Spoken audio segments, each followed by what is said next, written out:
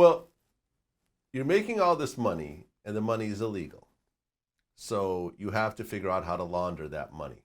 Right. And you start setting up a system to launder it. And I guess you put some of it in the Cayman Islands. Correct. You put some of it in Austria. And you had it all over the place. What is really, if someone wants to launder money, what really is the process from A to Z in order to launder money? Well, you know, the system is a lot more sophisticated now than it was back in my day, I will assume. I'm not laundering money now, so I don't have to test it. I don't know. But I've heard from others that it's very difficult now because they have so many checks and balances and so on and so forth in place. But back then, you know, I would run money through 5, 6, 7, 8, 9, 10 different companies and ultimately have it out in Austria or the Cayman Islands or other places that we put it. And to bring it back in, you know, we would house money. The reason we did it in Austria because they had no agreement with America. The same with the Cayman Islands. They had no agreement. So I can go to Austria, put $100 million in the bank, take a bank loan back from them. They're really lending me my own money, but it comes to me in the form of a loan. So nobody can say, well, you know, how'd you get the money? Well, they borrowed. I went to Austria and, you know, their credit stipulation is a little different than it is here. I presented a deal to them. I'm building this place. I'm doing that. So they lent me $50 million. So that's one way to launder it, and that's the way we would do it back then. You know, there's various ways now.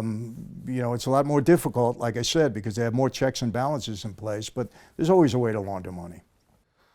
Okay, and you had $38 million in an Austrian bank account, you and your partner. And I guess each of you had like half of the account number? Yeah, it was actually 33 million principal, and with interest, you know, it was probably more than that, but we put $33 million into that bank account, yeah. And we each had, it was a numbered account, so we each had half the number. So we needed each other in order to take that money out. Well, your partner got hemmed up. Yes. And the government wanted that money, but they needed to get you to come up with the other half of the number. Correct. Which ultimately you did. Correct. So the government went in and seized all 38 million, and then that money, I guess, just disappeared. Disappeared.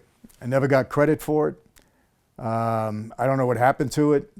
The only way I might have gotten credit for it was an unknown way, meaning that initially the government was looking for a $100 million fine out of me, and they wanted 25 years in prison. We negotiated down to 10 years in prison and a $15 million fine, and I think the fact that they got that $33 million aided us in the negotiation. But still, it doesn't appear anywhere that I got credit for the $33 million. Nowhere, it's gone, disappeared. Nobody talks about it, never seen it, never heard of it, it's gone.